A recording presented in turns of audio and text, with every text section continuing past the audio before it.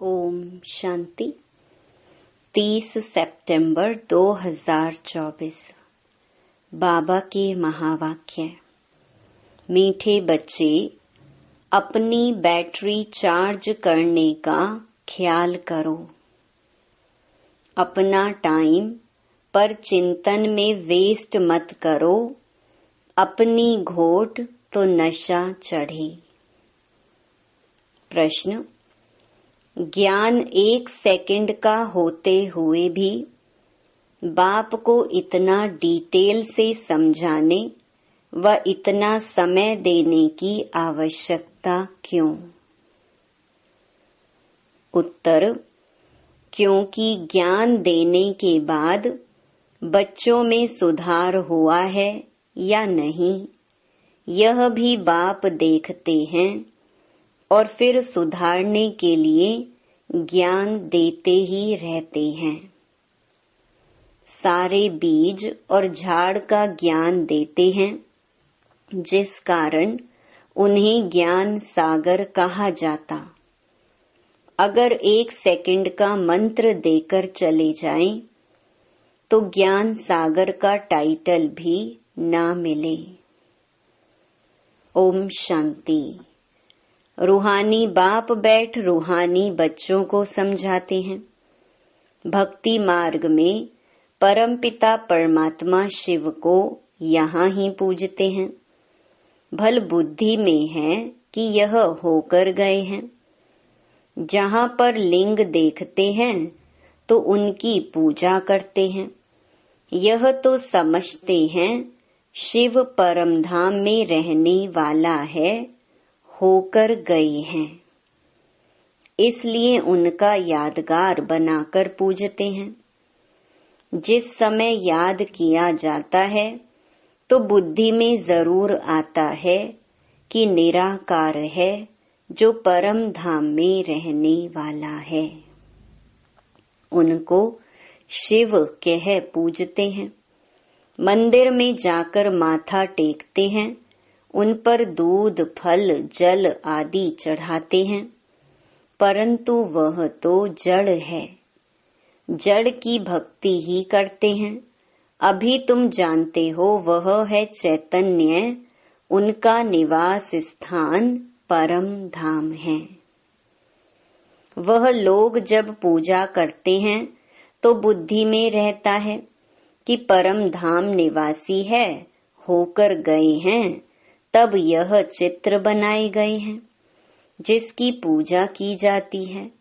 वह चित्र कोई शिव नहीं है, उनकी प्रतिमा है। वैसे ही देवताओं को भी पूजते हैं। जड़ चित्र हैं, चैतन्य नहीं है। परंतु वह चैतन्य जो थे वह कहाँ गए, यह नहीं समझते। जरूर पुनर्जन्म ले नीचे आए होंगे। अभी तुम बच्चों को ज्ञान मिल रहा है, समझते हो जो भी पूज्य देवता थे वह पुनर्जन्म लेते आए हैं। आत्मा वही है, आत्मा का नाम नहीं बदलता, बाकी शरीर का नाम बदलता है। वह आत्मा कोई न कोई शरीर में है, पुनर्जन्म तो लेना ही है।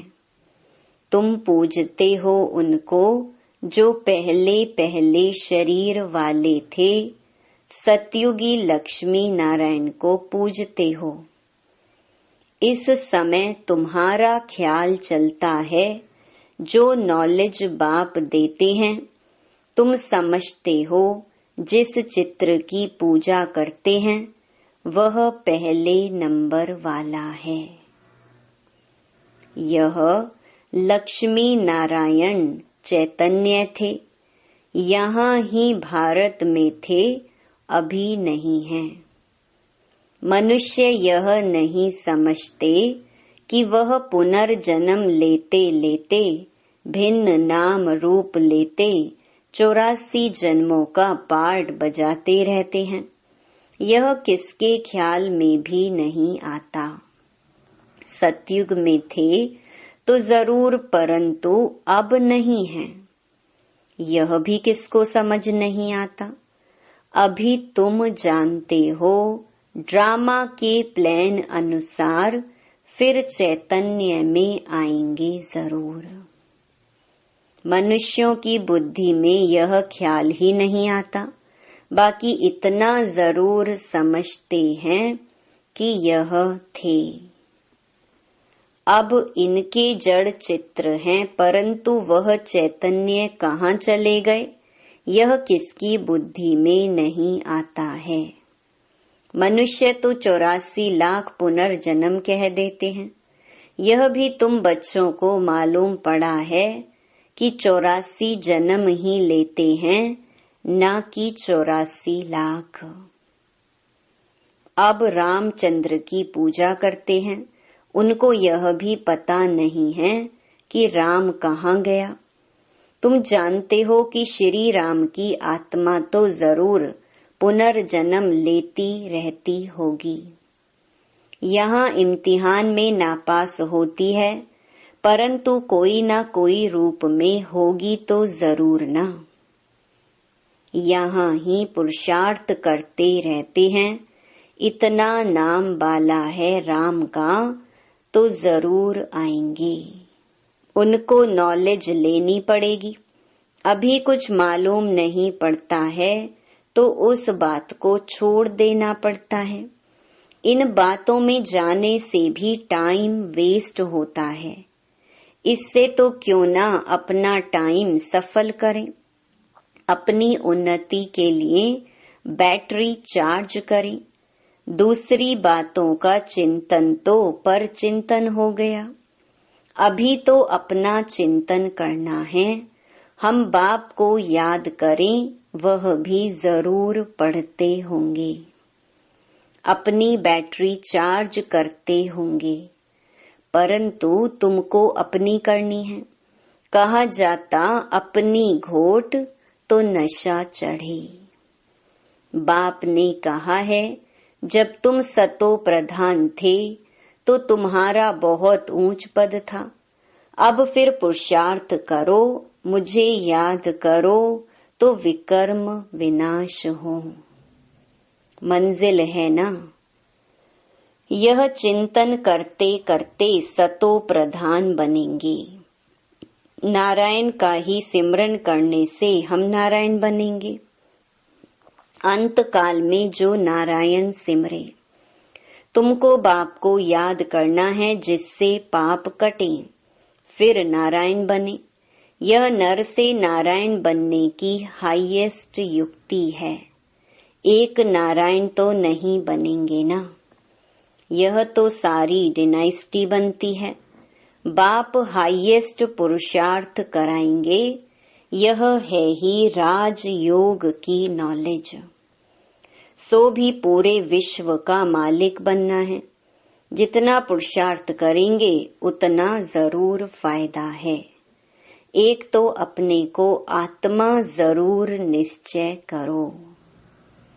कोई कोई लिखते भी ऐसे हैं, फलानी आत्मा आपको याद करती है।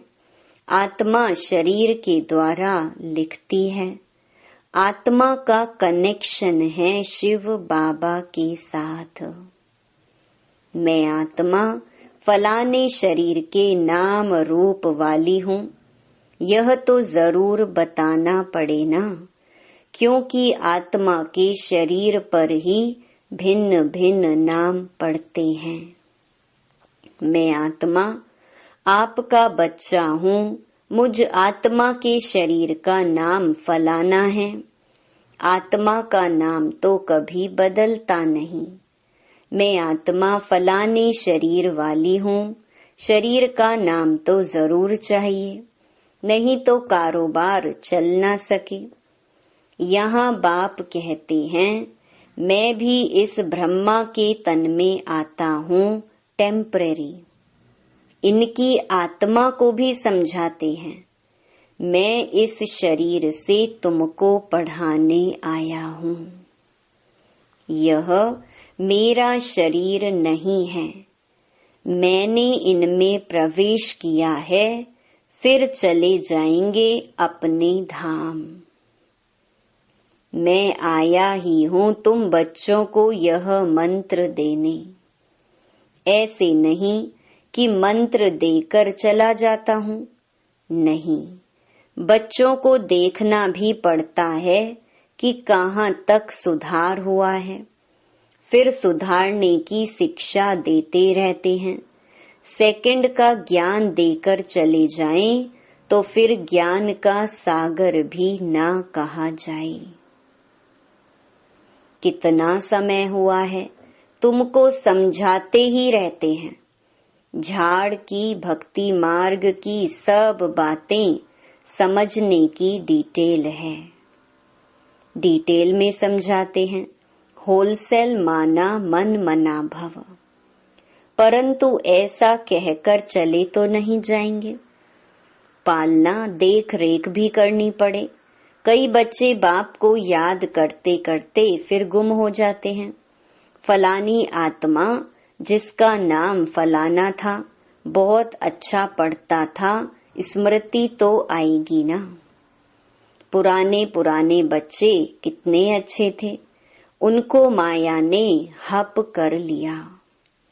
शुरू में कितने आए, फट से आकर बाप की गोद ली, भट्ठी बनी। इसमें सबने अपना लक भाग्य आजमाया। फिर लक आजमाते आजमाते माया ने एकदम उड़ा दिया, ठहर ना सके। फिर 5000 वर्ष के बाद भी ऐसे ही होगा। कितने चले गए, आधा झाड़ तो जरूर गया। भल झाड़ वृद्धि को पाया है, परंतु पुराने चले गए। समझ सकते हैं उनसे कुछ फिर आएंगे जरूर पढ़ने। स्मृति आएगी कि हम बाप से पढ़ते थे और सब अभी तक पढ़ते रहते हैं। हमने हार खा ली, फिर मैदान में आएंगे।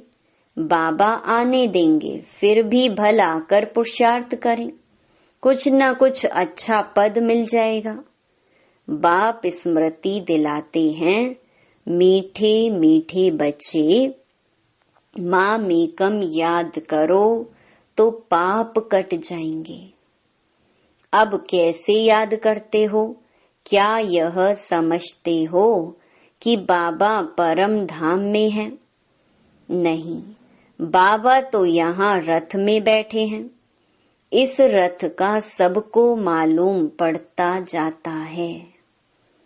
यह है भाग्यशाली रथ, इनमें आया हुआ है। भक्ति मार्ग में थे तो उनको परम धाम में याद करते थे, परंतु यह नहीं जानते थे कि याद से क्या होगा। अभी तुम बच्चों को बाप खुद इस रथ में बैठ श्रीमत देते हैं, इसलिए तुम बच्चे समझते हो बाबा यहाँ इस मृत्यु लोक में पुरुषोत्तम संगम युग पर हैं। तुम जानते हो हमको ब्रह्मा को याद नहीं करना है।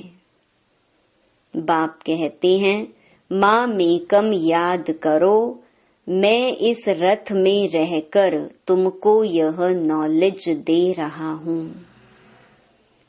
अपनी भी पहचान देता हूँ, मैं यहाँ हूँ।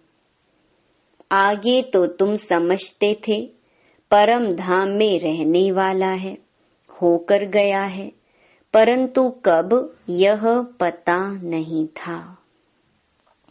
होकर तो सब गए हैं ना। जिनके भी चित्र हैं अभी वह कहाँ हैं, यह किसको पता नहीं है। जो जाते हैं वह फिर अपने समय पर आते हैं, भिन्न भिन्न पाठ बजाते रहते हैं। स्वर्ग में तो कोई जाते नहीं। बाप ने समझाया है स्वर्ग में जाने के लिए तो पुरुषार्थ करना होता है और पुरानी दुनिया का अंत नई दुनिया की आदि चाहिए। जिनको पुरुषोत्तम संगम युग कहा जाता है, यह ज्ञान अभी तुमको है।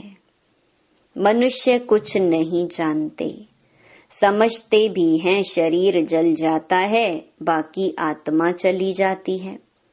अब कलयुग है तो जरूर जन्म कलयुग में ही लेंगे। सतयुग में थे तो जन्म भी सतयुग में लेते थे। यह भी जानते हो आत्माओं का सारा स्टॉक निराकारी दुनिया में होता है। यह तो बुद्धि में बैठा है ना। फिर वहां से आते हैं, यहाँ शरीर धारण कर जीव आत्मा बन जाते हैं। सबको यहाँ आकर जीव आत्मा बनना है, फिर नंबरवार वापस जाना है। सबको तो नहीं ले जाएंगे, नहीं तो प्रलय हो जाए। दिखाते हैं कि प्रलय हो गई, रिजल्ट कुछ नहीं दिखाते। तुम तो जानते हो यह दुनिया कभी खाली नहीं हो सकती है।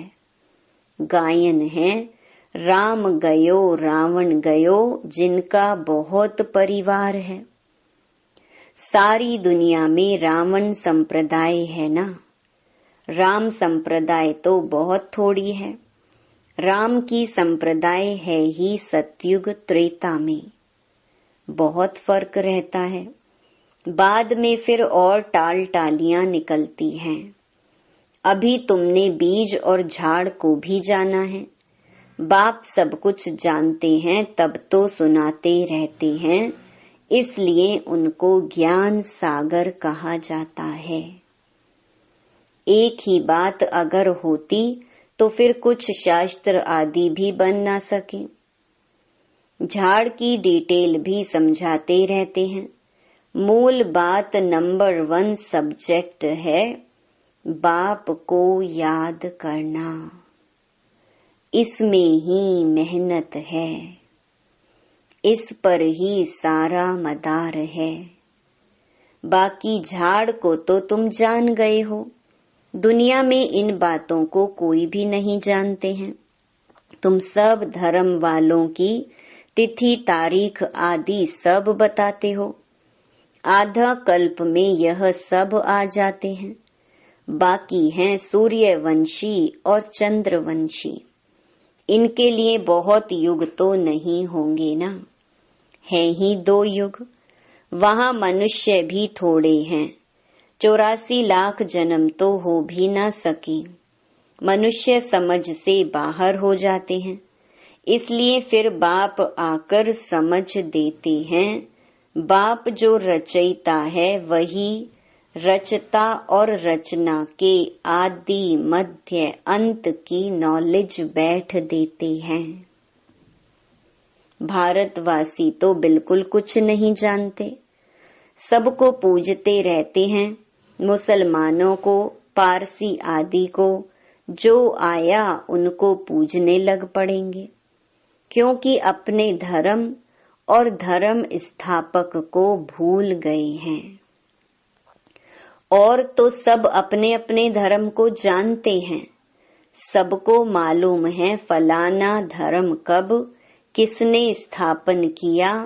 बाकी सतयुग त्रेता की हिस्ट्री ज्योग्राफी का किसको भी पता नहीं है। चित्र भी देखते हैं शिव बाबा का, यह रूप है। वही ऊंच ते ऊंच बाप है, तो याद भी उनको करना है। यहाँ फिर सबसे जास्ती पूजा करते हैं श्री कृष्ण की, क्योंकि नेक्स्ट में है ना। प्यार भी उनको करते हैं, तो गीता का भगवान भी उनको समझ लिया है। सुनाने वाला चाहिए तब तो उनसे वर्षा मिले। बाप ही सुनाते हैं, नई दुनिया की स्थापना और पुरानी दुनिया का विनाश कराने वाला और कोई हो न सके सिवाय एक बाप के। ब्रह्मा द्वारा स्थापना, शंकर द्वारा विनाश, विष्णु द्वारा पालना, यह भी लिखते हैं। यहाँ के लिए ही हैं, परंतु समझ कुछ भी नहीं। तुम जानते हो वह है निराकार सृष्टि, यह है साकारी सृष्टि। सृष्टि तो यही है, यहाँ ही राम राज्य और रावण राज्य होता है। महिमा सारी यहाँ की है। बाकी सूक्ष्म वतन का सिर्फ साक्षात्कार होता है। मूल वतन में तो आत्माएं रहती हैं, फिर यहाँ आकर पाठ बजाती हैं। बाकी सूक्ष्म वतन में क्या है, यह चित्र बना दिया है, जिस पर बाप समझाते हैं। तुम बच्चों को ऐसा सूक्ष्म वतनवासी फरिश्ता बनना है। फरिश्ते हड्डी मांस बिगर होते हैं। कहते हैं ना, ददीची ऋषि ने हड्डियां भी दे दी। बाकी शंकर का गायन तो कहाँ है नहीं। ब्रह्मा विष्णु का मंदिर है, शंकर का कुछ है नहीं, तो उनको लगा दिया है विनाश के लिए। बाकी ऐसे कोई आंख खोलने से विनाश करता नहीं है। देवताएं फिर हिंसा का काम कैसे करेंगे? न वह करते हैं, न शिव बाबा ऐसा डायरेक्शन देते हैं। डायरेक्शन देने वाले पर भी आ जाता है ना, कहने वाला ही फंस जाता है। वह तो शिव शंकर को ही इकट्ठा कह देते हैं। अब बाप भी कहते हैं, मुझे याद करो, माँ मेकम याद करो। ऐसा तो नहीं कहते, शिव शंकर को याद करो। पतित पावन एक को ही कहते हैं। भगवान अर्थ सहित बैठ समझाते हैं। यह कोई जानते नहीं है तो यह चित्र देख मूंझ पड़ते हैं। अर्थ तो जरूर बताना पड़े ना। समझने में टाइम लगता है। कोटों में कोई विरला निकलता है। मैं जो हूँ जैसा हूँ, कोटों में कोई ही मुझे पहचान सकते हैं। अच्छा, मीठे मीठे सिकिलधे बच्चों प्रति मात पिता बाप दादा का याद प्यार और गुड मॉर्निंग। रूहानी बाप की रूहानी बच्चों को नमस्ते। धारणा के लिए मुख्य सार। पहला, किसी भी बात के चिंतन में अपना समय नहीं गंवाना है। अपनी मस्ती में रहना है। स्वयं के प्रति चिंतन कर आत्मा को सतो प्रधान बनाना है। दूसरा, नर से नारायण बनने के लिए अंत काल में एक बाप की ही याद रहे। इस हाईएस्ट युक्ति को सामने रखते हुए पुरुषार्थ करना है। मैं आत्मा हूँ। इस शरीर को भूल जाना है। वरदान, दाता की देन को स्मृति में रख, सर्व लगावों से मुक्त रहने वाले आकर्षण मुक्त भव। कई बच्चे कहते हैं कि इनसे मेरा कोई लगाव नहीं है, परंतु इनका यह गुण बहुत अच्छा है या इनमें सेवा की विशेषता बहुत है। लेकिन किसी व्यक्ति या वैभव के तरफ बार बार संकल्प जाना भी आकर्षण है। किसी की भी विशेषता को देखते, गुणों को व सेवा को देखते, दाता को नहीं भूलो। यह दाता की देन है। यह स्मृति लगावों से मुक्त, आकर्षण मुक्त बना देगी। किसी पर भी प्रभावित नहीं होंगी। स्लोगन, ऐसे रूहानी सोशल वर्कर बनो जो भटकती हुई आत्मा को ठिकाना दे दो, भगवान से मिला दो। ओम शांति।